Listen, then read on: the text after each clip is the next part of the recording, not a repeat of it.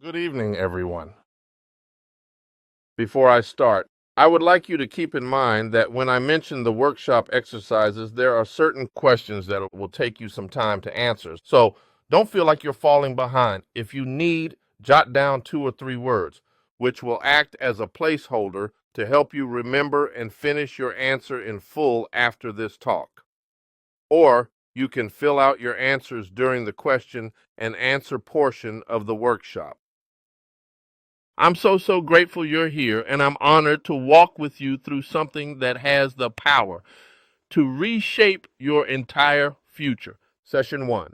Today we'll be talking about the power of a master goal, not a small goal, not a to-do list item, but a long-range, life-altering destination. For many people live in a cycle of short-term thinking, which is called autopilot. We find ourselves planning by the week, we judge ourselves by the day, and we get discouraged by the hour. But hear me clearly, most people overestimate what they can do in a week and completely underestimate what they can accomplish in a year. In the next 12 to 36 months or so, your master goal changes that. A master goal is the difference between drifting and directing, between scattering your energy and sharpening your focus, between reacting to life and creating the life you were designed to live. A master goal does something powerful inside you. It gives you direction, it gives you structure, it gives you purpose. It becomes your internal GPS. Even when life throws detours, even when storms come, even when you lose momentum, the destination stays the same. Without it, emotions lead you. With it, vision leads you. Without it, you're busy but not progressing. With it, every day has meaning, even the hard ones. Your master goal is not about doing more. It's about doing what matters. Think of an airplane preparing for takeoff. Before the pilot touches the runway, before the wheels lift, before the plane reaches the clouds, there's a flight plan, a destination. It doesn't matter if turbulence shows up. It doesn't matter if the plane has to redirect. It doesn't matter if it has to fly around a storm. As long as the destination remains locked in, the plane will eventually land where it's supposed to be. Your life works the exact same way. If you don't set a destination, you drift. If you do set a destination, you drive. I want to bring this from theory into your real life right now. Take a moment and think about this question. Where do I want to be in life next year or in the next 3 years? Now, I want you to choose one area of life, just one, that you want completely transformed over the next 12 to 36 months.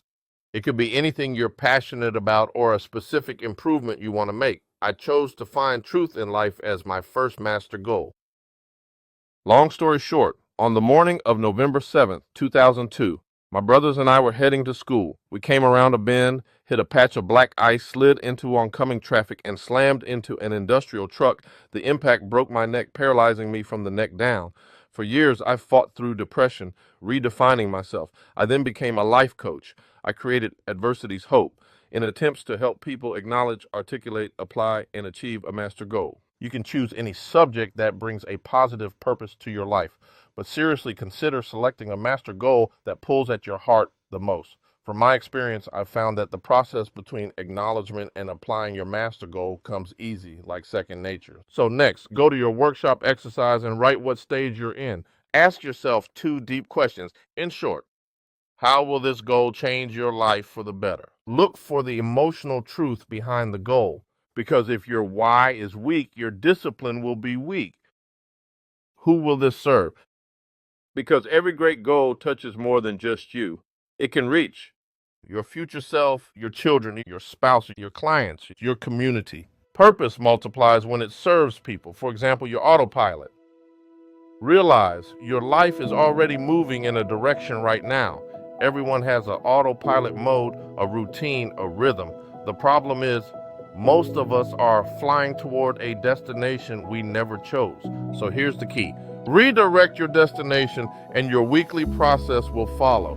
When your goal is clear, your habits start shifting, your decisions start aligning, your energy stops leaking, your time becomes intentional. You stop waiting for motivation. You start depending on structure. You stop asking, do I feel like doing this today? And you start saying, this action serves my future. When the destination is powerful, your process becomes automatic. I want to anchor this entire session with one life-changing truth. Without a clear goal, your energy is scattered, but with one, your focus becomes fire. A master goal doesn't just organize your life, it ignites it. It brings passion where there was confusion. It brings clarity where there was frustration. It brings momentum where there was stagnation. So today I'm asking you to do something bold. Pick the area, name the destination, acknowledge and write down your why, and begin the journey of redirecting your autopilot toward the life you were made for, not the life you inherited. You don't need more time. You need more clarity. You don't need a perfect plan. You need a powerful destination. And once you lock in your master goal, your life will begin shifting in ways you never imagined. Your future is waiting. Let's begin.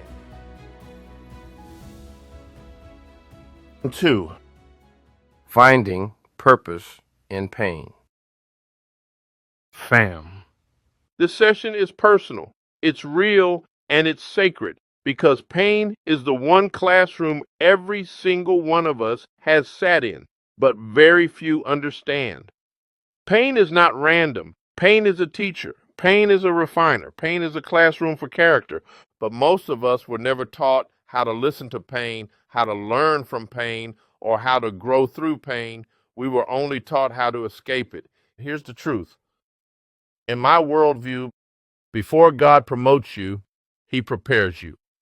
And preparation almost always comes wrapped in discomfort. If you think God will elevate you without stretching you, you're wishing for a miracle without the maturity to carry it. Is this true in your worldview? Pain has a way of shaping things comfort never touches. Pain shapes endurance because you can't develop strength without resistance. Pain shapes obedience because sometimes the only time we truly submit is when we have no strength left to fight. Pain shapes maturity because growth rarely happens when everything is easy. Growth happens when the ground beneath you is shaking. Every painful moment has the potential to become a transformational moment if you understand its purpose. Pain reveals what comfort hides. For comfort hides our blind spots. Comfort hides our weaknesses. Comfort hides our dependence on God. But pain reveals the real you. Pain shows you your priorities. Pain shows you your idols. Pain shows you what you truly believe beneath the surface. That's why Scripture never treats suffering as meaningless. Not once. Because God knows something we forget. Character is carved in crisis, not in convenience, not in comfort. If your worldview doesn't explain suffering, you'll collapse under it, whatever your creed might be. If your worldview only works when life is good, then it's not practical. It's optimism. But when you understand purpose, when you understand that God can take the worst moments of your life and turn them into wisdom, compassion, and strength, you don't just survive suffering. You rise through it. For example, a while back, I won a knockdown, drag-out fight with depression. Then I made a pact, told myself that I will not stop, in spite of people telling me I'm not a man or I'm a head on a stick. Some of the strongest people in this room didn't get their strength from books, courses, or conferences. They got it from heartbreak, from loss, from betrayal, from transitions, from storms they didn't choose but survived anyway. If you look closely at your life, you'll notice something powerful. Your greatest growth didn't come from pleasure. It came from pressure. Here in the second exercise, I want us to slow down for a moment. Take a breath, put your feet on the ground, and be honest with yourself. Here's the exercise. Write down one painful moment that shaped who you are. It may have been a breakup, a failure, a disappointment, a betrayal, a diagnosis, a loneliness season, a moment where it felt like everything collapsed. Write it down in short form so you don't forget. Also, write an encouraging saying or mantra. The next question, write the answer beneath it. How does my worldview use pain to strengthen me? Last, what did pain teach me that comfort never could? Maybe it taught you patience. Maybe it taught you compassion. Maybe it taught you boundaries. Maybe it taught you faith. Maybe it taught you grit. Maybe it forced you to depend on God in a way you never had before. Remember, the lesson of pain is often greater than the wound of pain. Keep in note, it's okay to finish your answers later.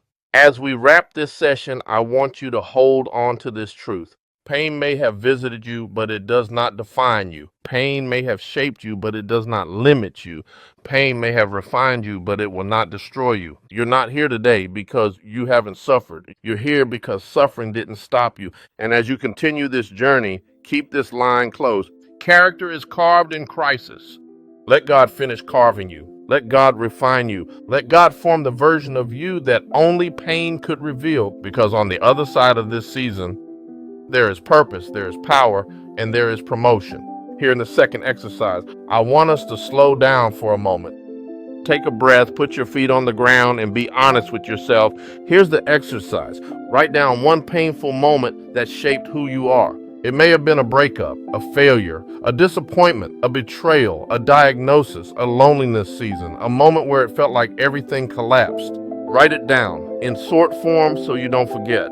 Also write an encouraging saying or mantra. The next question, write the answer beneath it. How does my worldview use pain to strengthen me? Last, what did pain teach me that comfort never could? Maybe it taught you patience. Maybe it taught you compassion. Maybe it taught you boundaries. Maybe it taught you to be faithful. Maybe it taught you grit. Maybe it forced you to depend on God in a way you never had before. Remember, the lesson of pain is often greater than the wound of pain. It's okay to finish your answers later. As we wrap this session, I want you to hold on to this truth. Pain may have visited you, but it does not define you. Pain may have shaped you, but it does not limit you. Pain may have refined you, but it will not destroy you. You're not here today because you haven't suffered. You're here because suffering didn't stop you. And as you continue this journey, keep this line close. Character is carved in crisis. Let God finish carving you. Let God refine you. Let God form the version of you that only pain could reveal. Because on the other side of this season, there is purpose, there is power, and there is promotion. Session 3, Finding Purpose in Poverty. This is one of the most misunderstood topics in our culture, our community, and even in our personal story. When people hear the word poverty, they think shame, failure, or punishment. But the kingdom of God flips that idea upside down. In my worldview, poverty is not a sign that God abandoned you. It's often the evidence that He's building you. Here's the key truth for today. Poverty is not punishment. It's preparation for strength, for responsibility, for leadership, and for destiny. The purpose behind seasons of lack. Every person who has ever done anything meaningful has gone through seasons where they didn't have enough. Not enough money, not enough support, not enough clarity, not enough resources. And instead of destroying them, those seasons develop them. Poverty refines character. Poverty births compassion. Poverty exposes injustice. Poverty prepares leaders. Poverty produces testimony. Let's walk through each one. 1. Poverty refines character. Nothing will reveal who you really are like a season of lack. When you're broke, you learn discipline. When you're stretched, you learn responsibility. When you're overlooked, you learn humility. When you have nothing to fall back on, you learn how to stand tall in faith.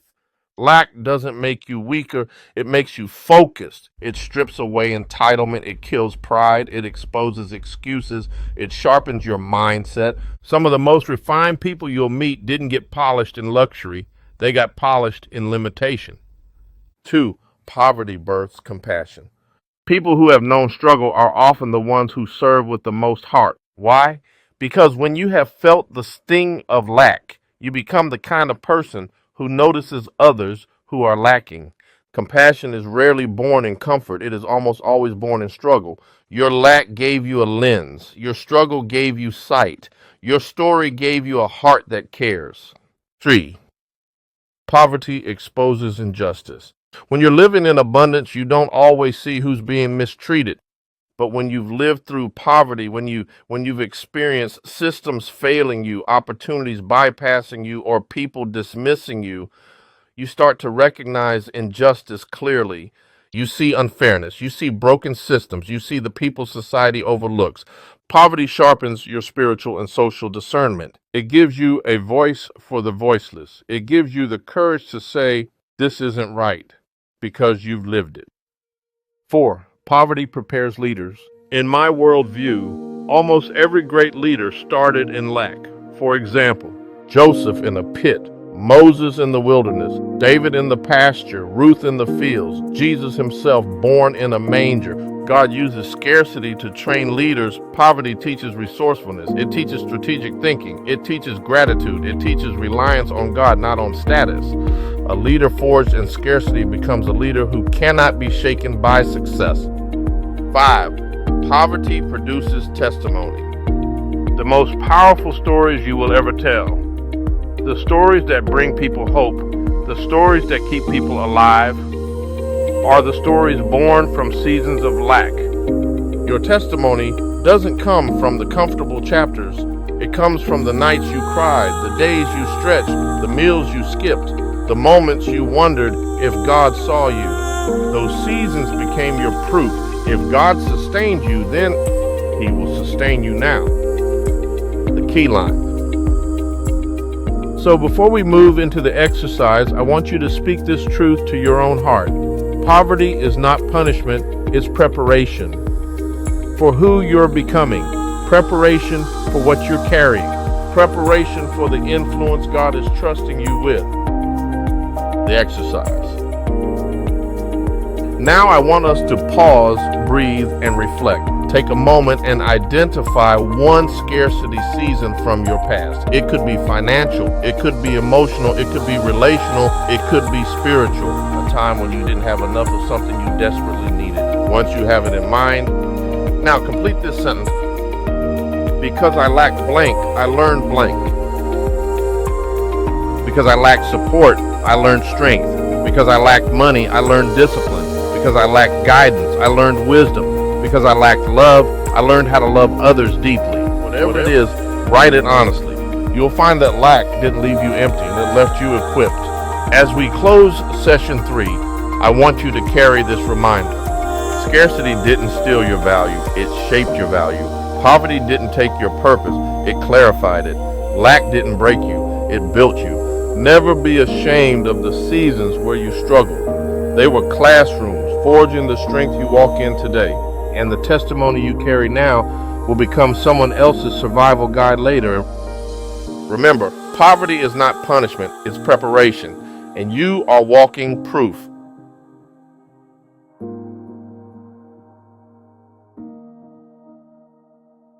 Session 4, finding purpose in people.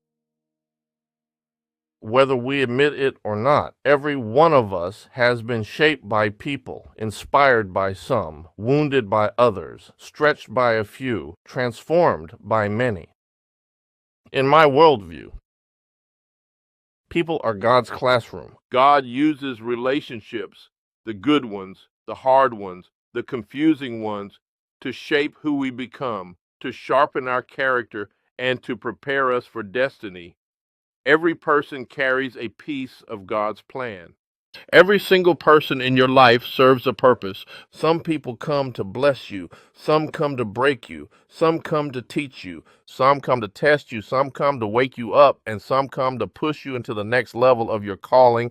Nobody you've encountered is random. No conversation was wasted. No relationship was pointless. No connection was accidental. Every person carries a piece of God's plan for your growth. Even the ones who frustrated you, disappointed you, or walked away. Sometimes the person who hurt you did more shaping than the person who helped you. Weaknesses are refining tools. You learn as much from people's weaknesses as you do from their strengths. Think about it. Someone's insecurity may have taught you confidence.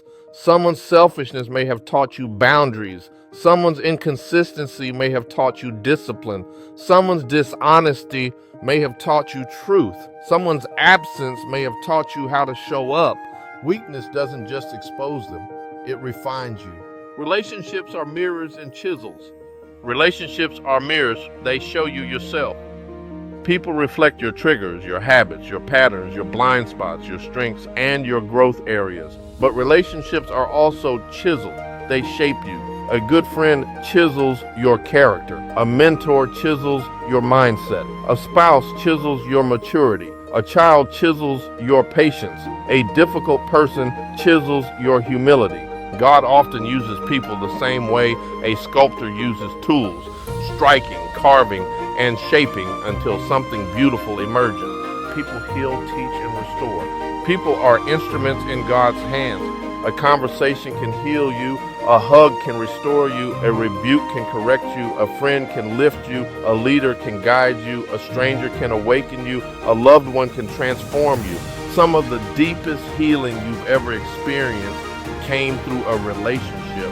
And some of the biggest lessons you've ever learned came through a relationship. God heals through people. God teaches through people. God restores through people. The key line. So if you don't remember anything else from this session, remember this line. Life is about relationships. People are God's classroom. And every person in your life, past or present, was part of your curriculum. Healthy perspective on relationships. Sometimes we beat ourselves up for letting the wrong people in. But what if they were the right people for your development? Sometimes we ask, why did they hurt me? A better question is, what did that experience shape in me? Sometimes we say, why did they leave? A better question is, what did their absence reveal? People may not always give you what you wanted, but they often give you what you needed to grow. The exercise. Now I want you to pause and reflect. Take a breath, put aside distractions, and think about your life story. Identify one person who stretched or shaped your life the most. Someone who challenged you, shifted you, strengthened you, or woke something up inside you. When you have that person in mind, write down, what did they reveal about me? Maybe they revealed your strength. Maybe they revealed your wounds. Maybe they revealed your calling. Maybe they revealed God's patience. Maybe they revealed the power of love, loyalty, or sacrifice. Write it honestly.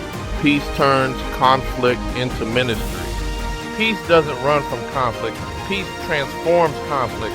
When you carry peace, you can walk into tension without becoming part of the tension. You can walk into disagreement without losing your dignity. You can walk into dysfunction without losing your identity. Jesus didn't avoid messy people. He brought peace in the messy place. Peace gives you the emotional stability to help people who are hurting. Peace gives you the spiritual posture to restore those who are broken. Peace turns conflict into ministry opportunities. Where others see drama, peace sees destiny. Now ask yourself this question. How can I be that kind of person for someone else? How can I be the encourager I needed, the listener I lacked, the mentor I never had, the friend I prayed for, the support I once wished existed? Transformation is powerful, but becoming a transformation in someone else's life is destiny. As we close this session, remember this. Relationships are not accidents. They are assignments. People are not interruptions. They are instruments. Connections are not coincidences. They are callings. Your life has been shaped by people, and someone's life will be shaped by you. Let God use you as a mirror, a chisel, a healer, and a vessel of love. Because at the end of the day, people are God's classroom, and you are both the student and the teacher.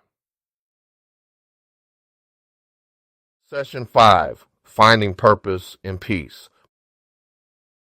Most people misunderstand peace. They think peace is weak, passive, quiet, optional. They see peace as a soft pillow, not a sharp weapon. But let me tell you something. Peace is not passive. Peace is power under control. Peace is authority. Peace is strategy. Peace is spiritual strength. And when you understand peace correctly, it changes the way you lead, the way you decide, the way you respond, and the way you walk through storms. Peace gives clarity of vision. Storms blur your vision.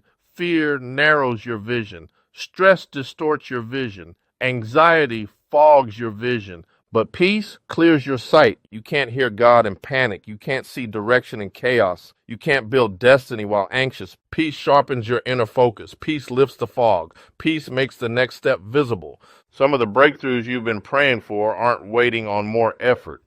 They're waiting on more peace. Peace sustains focus. Your calling requires focus, a laser-sharp focus. But focus cannot survive constant storms if peace is missing. Worry scatters your energy. Stress steals your strength. Fear divides your attention. Anxiety drains your creativity. Peace is the soil where productivity grows. Peace is the environment where calling blossoms. Peace is the inner stillness that keeps you steady when everything else is shaking. If you protect your peace, you protect your purpose. Peace is a weapon. Peace is not fragile. Peace is fierce. Peace destroys panic. Peace silences fear. Peace shuts the door to confusion. Peace disarms the enemy's strategy. The enemy cannot defeat a person who rests in peace. You can shake a fearful person. You can intimidate an anxious person.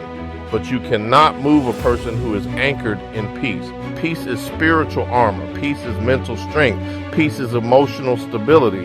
When you fight from a place of peace, you fight with a sword of purpose. Peace anchors leadership. Great leaders are not great because they're loud. They're great because they're steady. When everyone else is panicking, a great leader stays grounded. When everyone else is confused, a great leader stays centered. When everyone else is reacting, a great leader is proactive in peace. Why? Because leadership anchored in peace produces stability for others. You cannot lead people into what you don't carry yourself. Peace makes you trustworthy. Peace makes you clear-minded. Peace makes you wise. Peace makes you consistent. If peace anchors you, leadership becomes a flow instead of a fight. So here's the anchor for this session. Let it sink deep into your heart. Peace is not the absence of storms, it's the presence of purpose in the middle of them. Storms don't disqualify you. Chaos doesn't discredit you. Pressure doesn't defeat you. When purpose is present, peace stands firm. The exercise. Now let's move into a moment of reflection. I want everyone to take a slow breath in and a slow breath out. Relax your shoulders, unclench your jaw, let your body settle. Now, from a place of peace, not fear, not pressure, not panic, I want you to visualize your next 3 years. Visualize what your life looks like when you move from peace. Visualize what your leadership looks like when peace is your foundation. Visualize what your family, your community, your business, your decisions look like when peace is the starting point. And now write this in your exercise. If I led from peace, what would my decisions look like? Would you slow down? Would you say no to things that drain you? Would you say yes to things that align with your purpose? Would you stop settling? Would you stop reacting emotionally? Would you start building intentionally? Write it out honestly, because clarity born from peace becomes direction born from purpose. As we close this session, hear this clearly. Peace is not the luxury of the spiritually elite.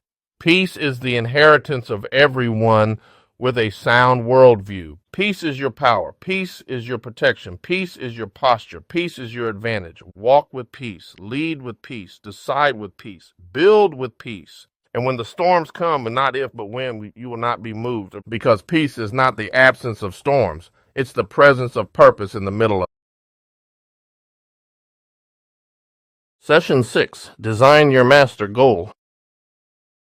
We've walked through pain, we've walked through poverty, we've walked through people, we've walked through peace. Now it's time to take everything that has shaped you, every lesson, every scar, every breakthrough, and turn it into one clear, driven direction. This is the session where you stop simply surviving your past and start designing your future. This session is called Design Your Master Goal. Because destiny doesn't happen by accident. It happens by alignment, intention, and obedience. The objective is your goal today is simple but powerful. Integrate the lessons from every season of your story and form a 1 to 3 year mission that reflects your purpose for your life.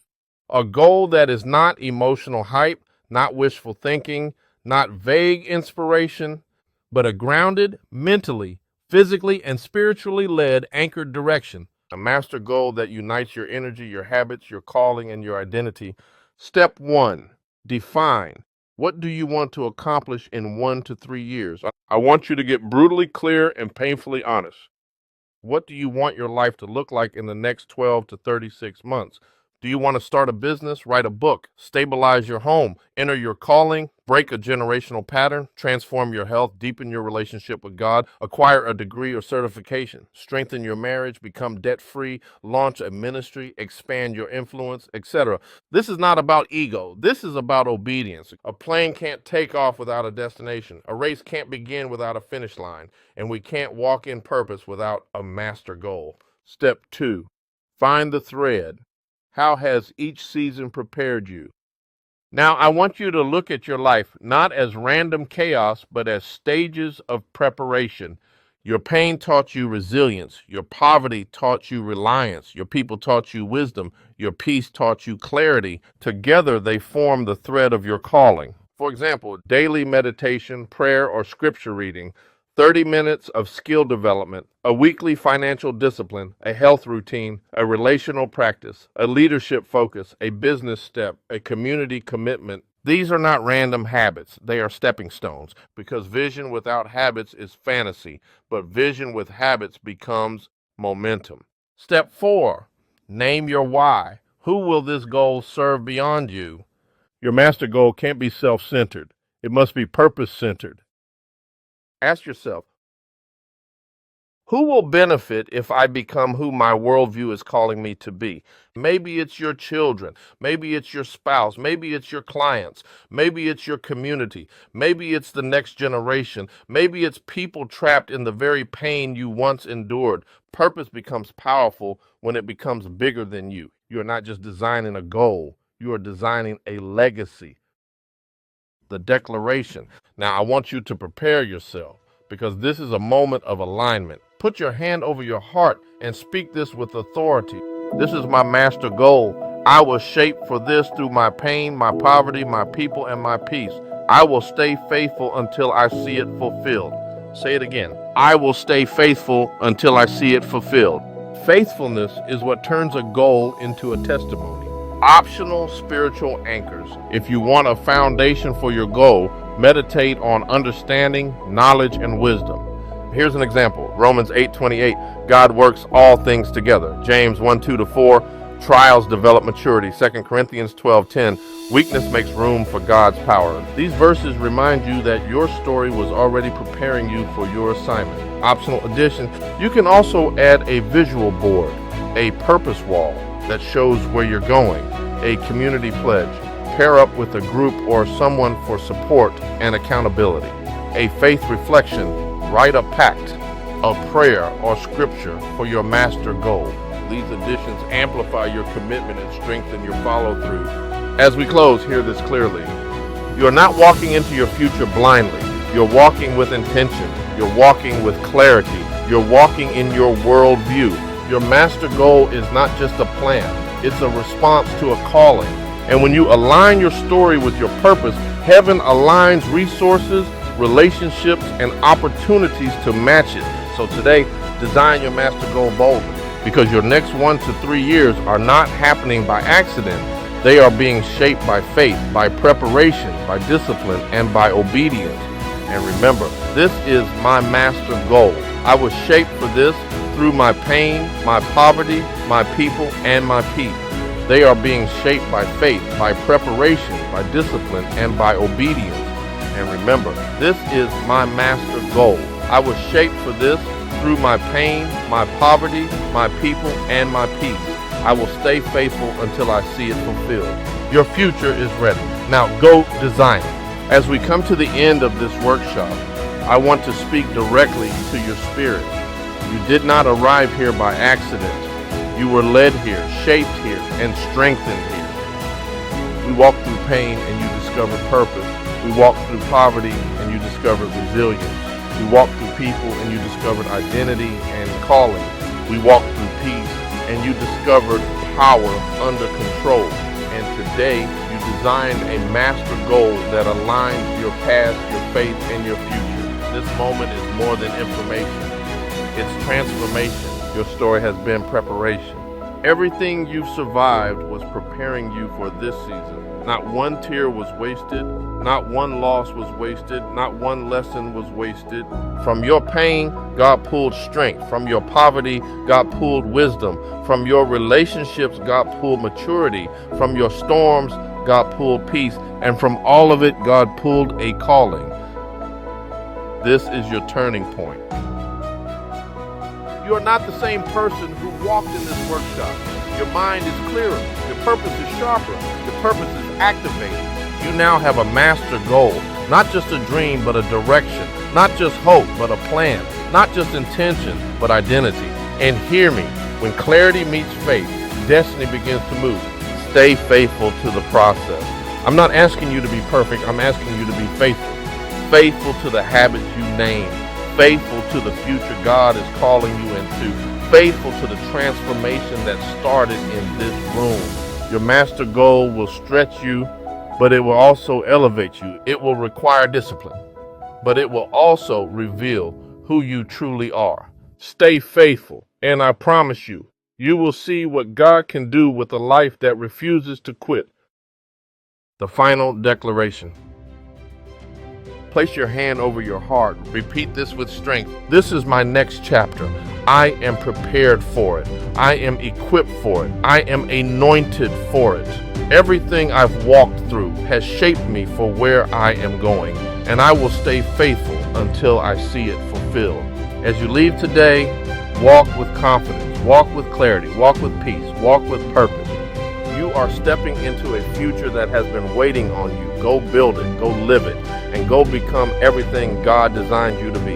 Your destiny is calling, and you are ready now. If something in you stirred tonight, if a moment touched a wound you thought was healed, or awakened a hope you buried just to survive, that wasn't an accident. You've walked through pain that shaped you. You've known lack that refined you. You've encountered people who stretched you. And you're learning that peace isn't escape, it's strength.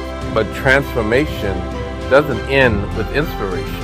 It deepens through intention. At AdversitysHope, we don't rush people. We walk with them. We help you slow down, make sense of your story, and discover how God has been shaping purpose through everything you've lived. If you're ready to take the next step, not alone, not overwhelmed, but supported, we invite you to schedule a session. This is a space to be honest, a space to heal, a space to move forward with clarity, faith, and direction. Take that step when you're ready.